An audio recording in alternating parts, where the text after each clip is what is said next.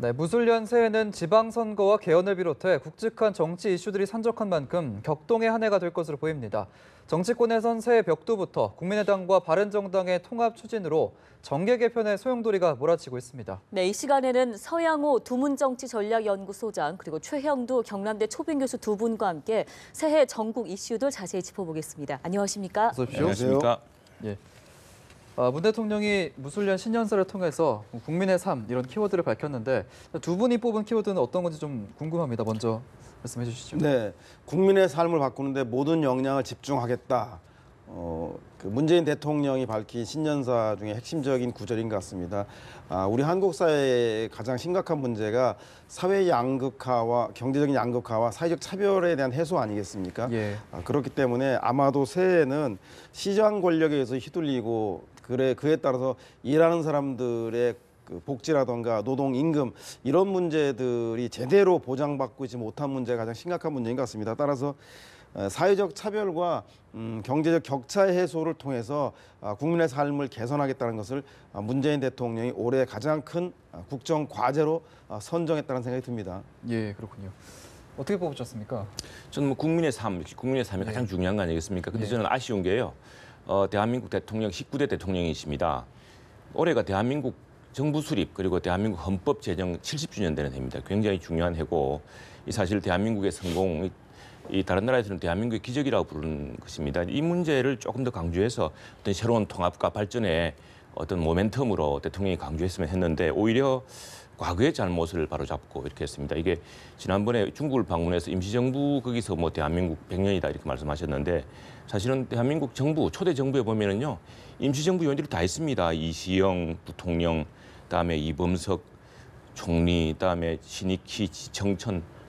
사실 대한민국 정부가 임시정부를 개통했습니다. 그래서 통합이라는 것이 중요한데 이 통합이라는 이슈를 자꾸 역사적 대립의 문제로 자꾸 지금도 보면은 과거의 잘못이 바로잡는 노력을 지속해야 된다 이렇게 하겠는데 물론 제도적 잘못을 바로잡아야죠. 계속 개선해 나가야 되니까. 그래서 어떤 통합의 힘을 좀 그리고 대한민국 70년의 성공 이걸 좀 강조하는 그래서 새로운 어떤 우리가 발전을 이루자라는 국민적 다짐을 좀 이끌어내기에 좀 미흡하지 않았나 이런 아쉬움이 있습니다.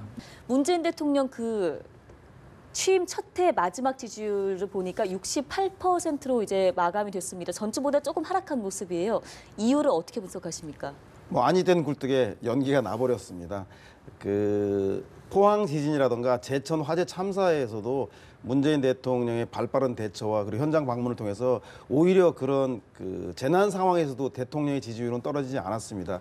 그런데 중국 방중 성과에 대한 야당의 공격 그리고 UAE 임종석 특사 파견 문제에 대해서 이슈를 효과적으로 관리하지 못해서 그런지 아마 그 시점에서 지지율이 다소 소폭으로 하락한 것 같습니다. 네. 그럼에도 불구하고 현재 문재인 대통령의 지지율이 리얼미터 기준으로 68%라고 하는 건 상당히 높은 지지율인데요. 특히 정당의 현재 지지율이 민주당이 45% 전후를 하고 있고 자유한국당이 15에서 20%를 하고 있습니다. 그런 정당의 지지율에 비하면 대통령의 지지율은 상당히 높기 때문에 대통령의 일시적 지지율 하락이 야당의 지지율 상승으로 이어지지 않는 문제, 이 문제에 대해서는 야당도 이제 그만 대통령에 대한 그 정치적 공방을 넘어서서 대한야당으로서의 정책을 제시하지 않는다라면 대통령의 지지율의 다소 하락이 야당에 도움되지 않는 그런 그 형국을 되풀이해서 반복할 수 있기 때문에 새해 들어서는 야당도 2월 임시국회라든가 향후 국민들의 민생 문제에 대해서 적극적으로 협력하는 대한야당의 모습을 보여야 하지 않겠나 싶은 생각이 듭니다. 네. 예. 이제 지난주에 국민의당 전당원 투표 결과가 나오면서 이제 바른정당과의 통합에 좀 속도가 붙고 있는 모양새인데 일단 통합 반대파는 투표율이 3분의 1 기준에 못 미쳤다라는 명분을 내세우고 있고 일단 어느 쪽에 더 명분이 더 있다고 보십니까? 각각의 명분이 좀 맞서고 있는 상황입니다. 이건 명분이 아니라 실리 싸움이죠. 저 안철수 대표는 이제 전국 정당으로 나가고 싶은 거고 본인의 그 몸집에 맞게끔 하겠다는 것이고 호남 중진들은 민주당과의 공동 정부를 하는 방식으로 쌍두마차로 이렇게 민주당과 국민의당을 이렇게 자리 잡게 이렇게 하고 싶은 거고요. 그런 것이기 때문에 어차피 이건 명분은 문제가 아니고 실질적인 그 문제입니다. 서로 기반의 문제 그리고 향후 전략의 문제이고 그래서 이건 뭐 당헌 당규에 어떤 게 있더라 하더라도 당헌 당규를 어겨서 할 수는 없겠죠. 결국 전당대회 판가름 날 텐데 그보다 제가 좀 앞서 우리 서 소장님 말씀하셨습니다. 대통령 지지율 좀 이야기를 좀 더 보태고 싶습니다. 대통령 지지율은 자꾸 떨어집니다. 이거는요. 이 사실은 지금 우리 문재인 대통령의 높은 지지율이 이전에 김영삼 대통령 지지율과 비슷합니다. 난 1년 동안 70%를 이어갔습니다. 그 당시에도 이제 비슷한 상황이 있었죠. 근데 지금 좀 명심해야 될 것은 대통령 지지율을 가지고 너무 일희일비하는 거 이건 상당히 좀 조심해야 되고요. 왜냐하면은 대통령이 당선될 때 득표를 잘 생각해봐야 됩니다. 그때 41%였고 투표율 77%였습니다. 따져보면은 국민의 32%만 투표했습니다. 그래서 기본이 그거라고 한다면은 거기서 출발해서 다른 야당 후보 지지자들이 지리밀리를 했습니다만 득표가 훨씬 많았습니다. 그래서 어느 순간 이 지지율이 무너질지 모르는 것이고 그래서 통합과 초기에 높은 인기를 기반으로 약간 이념적으로 편향되거나 또 일반 국민 정서와 유리되기 시작한다면 특히 경제 문제에서 자꾸 정책이 실패해 나간다면은 이 지지율이랑 금방 꺼지는 거거든요. 그래서 초기 1년의 지지율에 너무 과도한 기대라든가 부여하는 것은 상당히 조심해야 될 대목입니다. 네, 네, 알겠습니다. 예. 국민의당 얘기 좀 계속해 볼게요. 최 교수님 조금 얘기해 주신 것처럼 실리 싸움이 시작됐다고 얘기를 해주셨는데 극한 투쟁이 예고된 거나 마찬가지인 것 같습니다. 일단 문제가 최종 관문이 전당대회 과연 통과할 수 있느냐 이 부분인데요.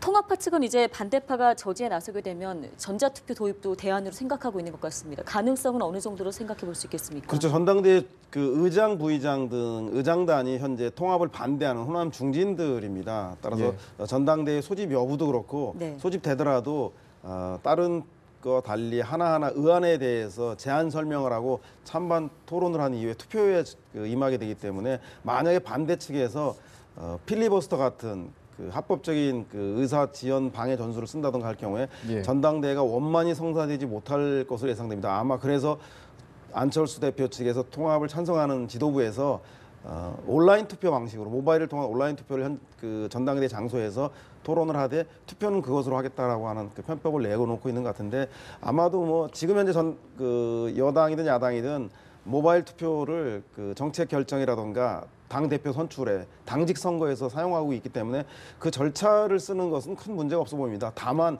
문제는 정치라는 것이 이런 수의 싸움이 아니라 절차와 과정에 대한 시시비비가 아니라 서로가 이견을 달리하는 반대 측과 그리고 찬성 측들이 합의를 통한 정치적 타결들을 모색하는 것이 선행되어야 하는데 통합을 추진하는 측도 그렇고 반대하는 측도 그렇고 정치적인 타결을 하기보다는 이렇게 수적 우위로 통합을 밀어붙인다고 한다면 실제로 리더십이라든가 통합 과정에서의 절차적 정당성들을 통해서 국민들을 설득시키기 상당히 미흡할 것이다. 그래서 상처뿐인 영광이 될 가능성이 많기 때문에 온라인 방법이 가능하더라도 1차적으로 통합을 찬성하고 반대하는 측이 왜 찬성하며 왜 반대하는지를 국민과 함께 소통하려고 하는 먼저 정치적인 노력들을 최대한 기울이는 것이 관건이 아니겠나 싶은 생각이 듭니다. 예.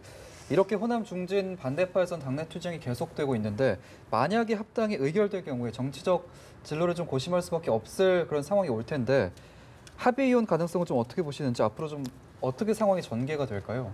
합의 이혼이란 어려울 테고요. 분당은 하는데 분당에 나가는 분당하는 의원들 숫자가 얼마냐가 중요합니다. 지금 통합 반대를 주장했던 통합 반대를 이야기했던 국민의당 현역 의원들이 18명입니다. 예. 그래서 18명이란 것은 지금 국민의당이 전체 39명이거든요. 이 중에 16명이 비례대표입니다. 비례대표는 안철수 대표가 전국적인 지지를 통해서 지지를 얻어서 얻은 의석이거든요. 네. 그래서 이게 비례대표는 어느 정당이 합의위원 이런 게 없습니다. 비례대표는 당권을 진 쪽에서 당의 주도권을 진 쪽에서 비례대표가 가져가기 때문에 지금 분당을 한다고 해서 분당하는 사람들이 이렇게 비례대표까지 데려갈 수가 없습니다. 그럴 경우에 과연 원내 교섭단체인 20석을 만들 수 있느냐 이게 이제 지금 호남 중진들의 가장 큰 약점 같고요. 물론 뭐 내부적으로는 자기들이 하면 한 20석 이상은 충분하다 이야기하지만 과연 그게 쉬울까 싶습니다. 네. 통합 찬성파는 이제 바른정당하고 합치게 될 경우에 시너지 효과가 발휘하기 때문에 이제 올해 지방선거에서도 의미 있는 승리를 거둘 수 있다 이렇게 예상하고 있습니다. 그렇죠. 자신의 기반을 불사르고 배수의 진을 치고 결사항전할 경우에 전화위복의 계기가 됩니다만 자칫 잘못하다가는 자신의 근거지를 잃어버리는 모험적인 투쟁을 할 수도 있습니다. 예를 들어서 호남에서의 국민의당이 바른정당과의 통합을 추진할 경우에 아마 지지를 잃을 가능성이 높고 거꾸로 영남에서는 바른정당이 국민의당과 연대하는 것 때문에 영남의 지지를 잃을 가능성이 매우 높습니다. 그래서 영호남의 동시 지지 기반을 잃어버린다라면 국민의당과 바른정당이 통합한 정당이 어느 계층, 어느 지역의 그 지지를 받을 것인가에 대해서 다시 고민해야 될 텐데 막연하게 양당 정치의 폐해를 극복한 중도 정치가 아니라 이 중도 정치는 국민의 삶에 대해서 특히 그 국민의 요구가 높아지고 있는 복지 문제, 최저임금 인상의 문제, 공공 일자리를 정부가 책임지겠다고 하는 문제, 이런 문제에 대한 그 중도 정당으로서의 국민의당과 바른당 통합 정당이 어떤 입장과 태도를 취하는가, 이런 정책적인 비전들을 가지고 국민들과 동의와 설득을 해나가지 않는다라면 자칫 잘못하다가는 그 전에 가지고 있었던 영남과 호남의 기반마저 상실된다라면 이번 지방선거에서 치명적인 타격을 입을 수 있다. 따라서 남은 기간 동안 이 점을 국민들 자기들만의 통합이 아니라 국민들의 통합이 되기 위해서 어떤 내용들을 국민들과 공유하고 소통할 것인가에 대해서 더욱더 노력을 기울여야 할 것 같습니다. 예, 지방선거 얘기를 좀 더 해보자면 일단 올해 정치권 최대 이벤트라고 해도 과언이 아닌데 이 국민의당과 바른정당 통합을 뿐만 아니라 이 전체적으로 좀 관전 포인트 어떤 점을 좀 지켜봐야 될까요? 이번 6.13 선거에서. 국민의당은 아마 지금 현재 양상으로 보면은 독자적으로 이걸 가지고 어떤 이번 지방선거에서 뚜렷한 특히 시도지사 선거에서 독자적으로 승리하기는 어려울 것 같습니다. 다만 예. 민주당이냐 한국당이냐 어느 쪽 후보의 표를 잠식하느냐 이게 이제 하나의 관건이 되겠고요. 저는 이번에 지방선거의 가장 큰 관건은 경제라고 생각합니다. 경제. 대통령께서 신년사에서 우리가 무역 1조 달러를 달성했다고 이제 이렇게 자랑스럽게 이야기했습니다. 이 무역 1조 달러가요. 이게 지금 그 내막을 뜯어보면은 청와대 일자리 상황판이라는 게 있지 않습니까? 거기 예. 보면은 13대 주력 품목 수출 현황이 나옵니다. 근데 지난달 11월 달 기준으로 보면은 수출이 우리나라 역대 최고였습니다. 근데 내막을 뜯어보면요, 반도체가 65%로 상승해가지고 최고를 이끌었고 예. 이전에 우리나라 수출 주력 상품이었던 자동차라든가 철강 그리고 특히 선박은 최악이고요.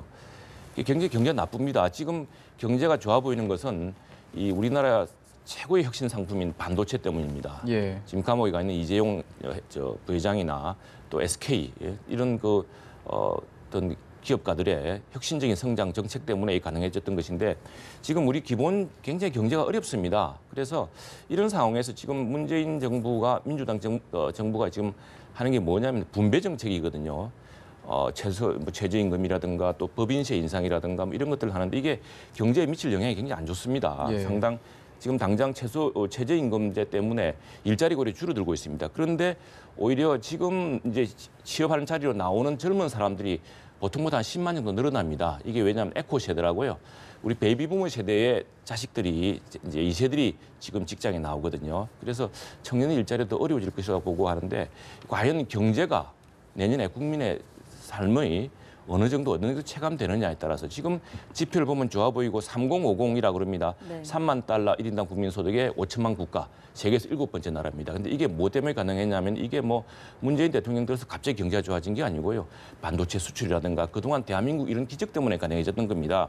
그러나 말씀드렸다시피 경제를 뜯어보면 다른 주력 산업들이 굉장히 어렵습니다. 예. 이런 상황이 우리 경제에 미칠 영향, 우리 서민 경제까지 미칠 주름살을 생각한다면 내년 지방선거 때 과연 어떻게 이게 체감되느냐가 상당히 큰 어떤 선거의 향방을 정할 것이라고 봅니다. 이제 올해 지방선거죠. 올해 1월 지방선거죠. 1일이니까요. 네네. 올해 경제 상황에 네. 따라서 이제 올해 지방선거에 관건이 정해질 것을 이렇게 얘기를 해주셨는데 이번 지방선거 관전 포인트 어떻게 보세요, 서 교수님? 일단 그 야당 내에서 바른정당과 국민의당이 중도 통합이라고 하는 이슈를 선점하고 있습니다. 그 정계 개편을 통해서 소위 말해서 삼국지에 나오는 천하 삼분지계로 중도 진영을 통합시켜서 중도와 보수가 손을 잡고 진보인 문재인 정부를 심판한 다음에 다시 중도와 보수가 결승전에서 승부를 가려서 중도가 천하패권을 갖겠다라고 하는 삼국제 삼분지계를 따른 것인데 삼국제는 천하 삼분지계 말고도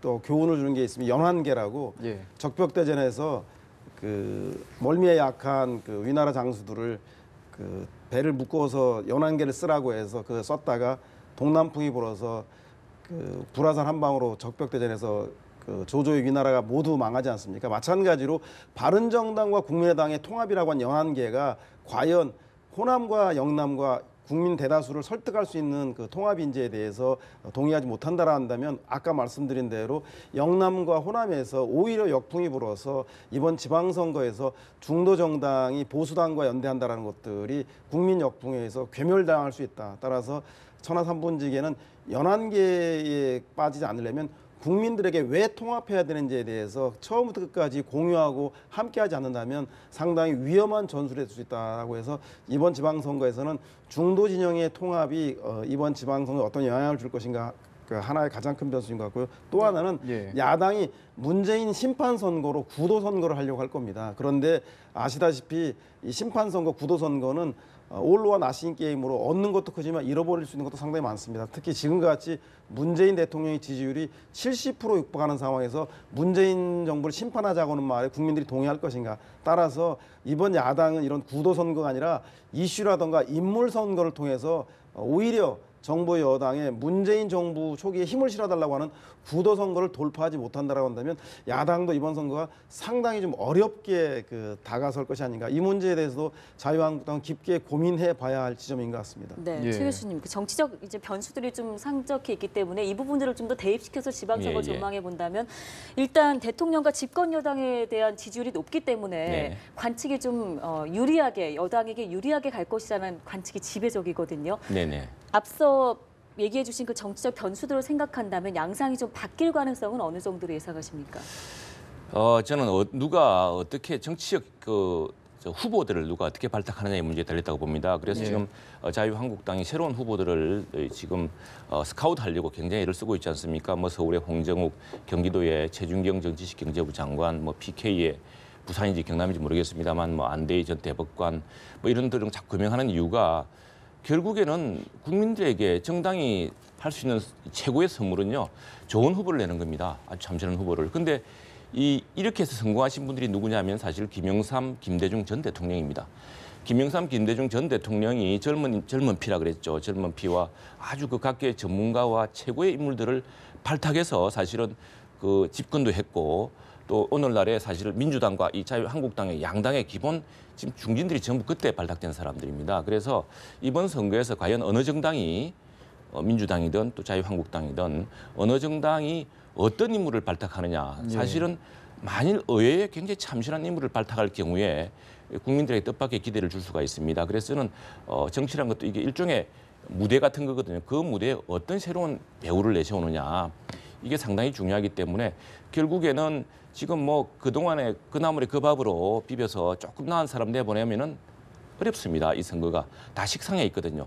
이 오래되면은 사람들이 얼굴은 잘 알지만 사람들이 또 반대 세력도 많이 생기고 욕하는 사람도 많습니다. 그래서 두 정당에서 지금 후보 가시화되고 있습니다만 아마 다른 후보들이 나올 가능성들이 또 많습니다. 그래서 얼마나 참신한 후보들, 얼마나 국민적 공감을 얻는 또 시대적인 과제를 안는 후보들을 내느냐가 양당의 승부를 결정짓지 않을까 저는 그렇게 생각합니다. 네. 일단 두 분 다 공통적으로 일단 지방선거에서 좋은 성적을 내려면 인물 중심의 선거가 돼야 된다 이런 말씀을 해주셨는데 지금 자유한국당 홍준표 대표가 6개 지역에서 승리를 못하면 대표직에서 사퇴하겠다 이런 승부수까지 던진 상황인데요. 홍정욱 전 의원, 장제국 동서대 총장 그리고 안대희 전 대법관 등이 불출마를 지금 선언을 하면서 카드가 좀 빠진 상황인데 어떻게 앞으로 흘러갈까요? 그렇죠. 이분들이 출마하지 않겠다는 건 전쟁에서 장수가 안 나선다는 것은 이 전쟁에서 승리의 가능성이 매우 비관적이기 때문에 그런 거 아니겠습니까? 따라서 저는 이번 지방선거에서 정부 여당이 압도적 우위 속에서 출발할 것이다. 예. 따라서 야당에서 특별한 변수, 새로운 정책 비전과 새로운 인물을 발굴해내지 못한다면 정부 여당이 주도하는 지방선거가 될 가능성이 매우 높다는 생각이 듭니다. 특히 수도권에서 경기와 인천이 지금 보수 정당이 그 단체장을 보유하고 있는데 인천과 경기 지역에서 만약에 보수 야당이 패할 경우 그리고 영남 지역에서 특히 부산 경남의 두 지역 중에서 한 지역을 보수 야당이 빼앗길 경우 그리고 전통적인 국민의당의 텃밭인 호남에서 민주당의 선전 정도, 성전 여부 이런 점들을 종합적으로 지켜볼 때 아마 영남과 수도권에서 보수 정당이 현재 의석수를 유지하지 못한다라면 아마도 지방선거위에 현재 지도부들의 교체 문제로부터 시작해서 다시 한번 보수 혁신과 재편 논의가 상당히 불러올 가능성이 매우 높고 지금 현재의 문재인 대통령의 정부 여당의 추세대로라면 야당이 우려하는 재앙적 지방선거 결과도 무시할 수 없기 때문에 지금부터 어떤 전략을 써서 지방선거를 반전시킬 것인가 야당의 다음 수에 대해서 관심을 좀 주목해봐야 할 필요가 있는 것 같습니다. 네, 얘기해 주신 예. 것처럼 홍준표 대표 일단 승부수를 던졌으니까 이제 앞으로 돌파구를 어떻게 찾아갈지 좀 관심 있게 지켜보겠습니다. 저희 앞서 박수현 청와대 대변인의 이제 오늘 김정은 신년사 관련해서 우리 정부 입장을 들어봤는데요. 이런 오늘 북한이 보낸 그 위협보다는 평화 쪽에 초점이 맞춰진 메시지가 지방선거에도 혹시 변수로 작용할 가능성을 어느 정도로 점쳐볼까요?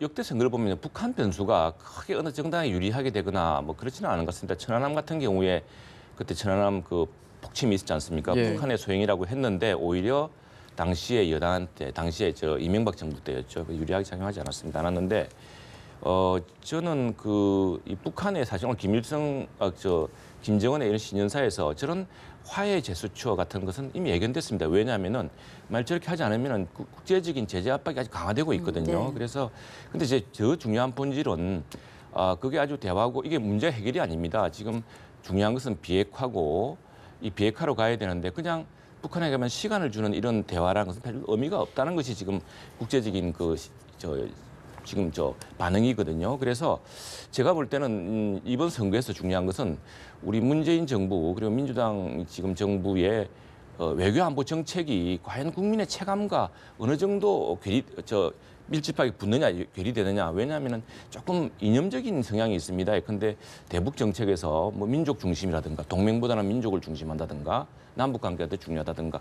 근데 남북 관계를 중요하지 않은 정부가 없었습니다. 그런데 이게 북한 핵 미사일 실험이라든가 이런 걸 통해서 자꾸 우리를 대한민국 정부를 어렵게 해왔거든요. 이 사람들이, 북한 사람들이. 그래서 저는 이 외교 안보 정책에서 지금 이 현 정부가 또 민주당이 얼마나 국민의 이 외교 안보 위기 의식에 맞는 그런 안보 정책, 외교 정책을 펴느냐가 중요한 것 같습니다. 근데 지금 만일 중국과의 관계가 오히려 한미 동맹을 약화시킨다든가 또는 한일 관계가 더 나빠진다거나 하면 지금 당장 이 창원 같은 경우, 부산, 경남 같은 경우에 보면 일본 관광객이 아무도 안 옵니다. 예. 이 관광도 우리 산업에 굉장히 중요하거든요. 이런 것들도 상당히 심각한 문제이기 때문에 이런 대외 정책 문제를 굉장히 잘 관리해야 된다고 생각합니다. 예. 저는 우리 최 교수님하고 생각을 좀 달리하는데요. 과거의 북북 변수는 야당에게 진보적 정당에게 치명적이었지만 지금 북한 변수는 오히려 보수 정당에게 위협이 될 수 있다는 생각이 듭니다. 예전에는 진보 이코르 종북, 진보 이코르 안보에 대한 무능 이런 것들을 가지고 소위 말 색깔 공세를 통해서 보수 정당이 재미를 많이 봤었는데 선거 때마다. 그런데 이제는 중국도 아마 시진핑 2기 체계를 맞이하면서 미국과 그리고 한국과의 관계 개선을 위해서 북한 문제를 해결하기 위해서 제재에도 적극적으로 나서고 있지 않습니까? 예. 그리고 북한 스스로도 이제 핵 고도화를 정치적으로 선언하고 대화 협상에 나서려고 하고 있는 상황입니다. 그래서 이렇게 변화된 상황에서 여전히 종북 좌파 타령하면서 낡은 냉전 이념에 매달릴 것인지 아니면 변화된 시기에 맞게 미중의 정세가 변화되고 북한의 정세가 변화된 시기에 맞게 보수가 예전과 다른 안보론을 새롭게 제기하지 못한다라면 오히려 국민들에게 낡은 보수로 낡은 한반도 안보관으로 인해서 고립될 가능성이 매우 많다. 따라서 이번에 변화된 정세에 맞는 보수가 어떤 한반도 대책을 가지고 나올지 이것이 좀 지방선거 오히려 보수의 시험대가 되지 않겠나 그런 생각이 듭니다. 알겠습니다. 북풍 변수에 관련된 의견까지 들어봤는데 다음 사안으로 좀 넘어가 보겠습니다. 임종석 청와대 비서실장의 아랍에미리트 방문에 관한 얘기인데요. 이번에는 12월 초에 임 실장과 최태원 SK 회장이 독대한 것이 좀 논란이 됐고 청와대는 아랍에미리트 방문과는 무관하다, 다른 기업과도 만났다 이렇게 해명을 하고 있는 상황이거든요. 좀 자세하게 좀 짚어주시죠. 네, 최태원 SK 쪽에서도 UAE에 특별한 투자가 없다라고 밝혔습니다. 그런데 예. 지금 이제 제게 시각은 최태원 SK가 왜 예전에 유공이지 않습니까? 아랍에서 석유를 수입해서 그걸 석유화학 제품을 만들어서 이제 성장한 회사입니다. 그러다 보니까 우리나라에서는 최고로 아랍 지역에서 석유를 많이 수입하는 회사다. 그러다 보니까 아랍 쪽에 인맥이 대단하다고 합니다. 최태원 회장이. 그래서 이번에 따로 만난 것은 그런 당장의 SK의 UAE 투자 문제라기보다는 뭔가 중동과 국가의 관계에서 최태원 회장의 자문이나 도움이 필요했던 게 아닌가라는 시각이고요. 또 하나 이제 지금 이면에서 새롭게 드러나는 문제는 이게 UAE에 파견한 파병 부대의 문제를 둘러싼 건데, 근데 이게 어쨌거나 요지는 뭐냐면은 뭔가 지금 이 정부 들어서 UAE와 이 원자력 투자 그리고 이 건설에 뭔가 문제가 생겼다는 겁니다. 그것이 뭔지 모르겠지만은 처음에는 그것이 뭐 박근혜 정부 때 잘못했기 때문이라고 해서 뭐 엉뚱한 해명을 했다가 또 다른 말로 바꾸고 했습니다만 그게 보니까 파병 부대 문제가 지금 있었던 것 같다고 하는데 예. 또 한편에서는 보면은 오히려 지금 우리 파병을 통해서 우리 방산 무기도 수출하고 또 새로운 어떤 국가적 이익도 추구하고 또 아랍과의 관계도 강화시키는 이런 또 국익 문제도 있거든요. 그래서 예. 이런 문제를 전반적으로 다루기 위해서 같은 것 같습니다. 같은 것 같고 근데 이제 그걸 자꾸 해명을 발을 바꾸고 다른 말을 하고 하면서 그런데 자꾸 새로운 사실이 드러나니까 지금 자꾸 혼수비지는 것 같은데 이 문제에 대해서는 저는 뭐 임종석 실장도 국익을 위해서 갔다고 생각하고 그리고 정말 국익이 무엇인지 우리가 수출 많이 하고요. 또 우리 방산 무기도 수출도 수출이고요. 또 우리 군대가 외국 가서 지켜주는 것도 자랑스러운 일입니다. 그리고 그렇게 하는 것이 그냥 우리가 공짜로 해주는 게 아니고 전쟁터가 아닙니다. 거기는 우리의 안보 역량을 강화하는 것이기도 하고 또 아랍 국가의 관계를 강화시키는 것이기도 하기 때문에 그런 국익 차원에서 이 문제가 좀 찬찬히 살펴지고 또 이번 논란이 왜 빚어졌는지를 한번 청와대 내부에서도 한번 검토해봤으면 좋겠습니다. 네. 예. 서 소장님은 이번 이면합의 의혹 얘기 나왔던 부대 관련의 얘기 나왔던 그 부분에 대해서는 어떻게 보고 계세요? 저는 뭐 자유한국당이 과유불급 재발등 찍기에 우를 범하지 말아야 한다는 생각이 듭니다. 애초에 자유한국당은 이 문제가 문재인 정부가 이명박 정부의 적폐청산 과정에서 뒤를 캐다가 UAE의 화를 돋궈서 이 문제가 불거졌다.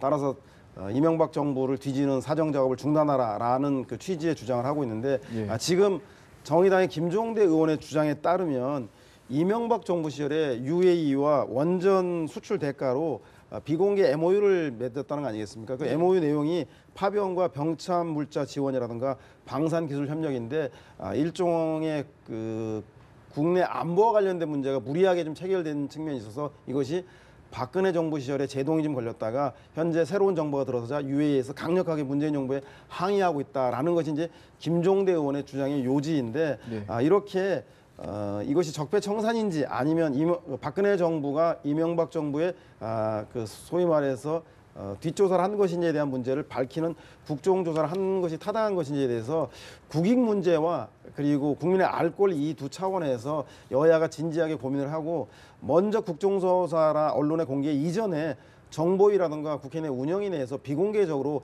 이 문제에 대해서 국익 차원에서 먼저 검토한 이후에 그래도 의혹이 풀리지 않는다면 이것이 적폐청산인지 아니면 박근혜 정부의 이명박 정부의 뒷조사의 문제인지에 대해서 규명해도 늦지 않지 않겠는가. 그래서 이 문제에 대해서 여야 지도부가 좀 신중하게 좀 접근할 필요가 있다는 생각이 듭니다. 예, 네. 알겠습니다. 정치권 관련 이슈 오늘은 여기까지 살펴보겠습니다. 서영우 두문정치전략연구소장, 최영두 경남대 초빙 교수였습니다. 고맙습니다. 고맙습니다. 네, 감사합니다.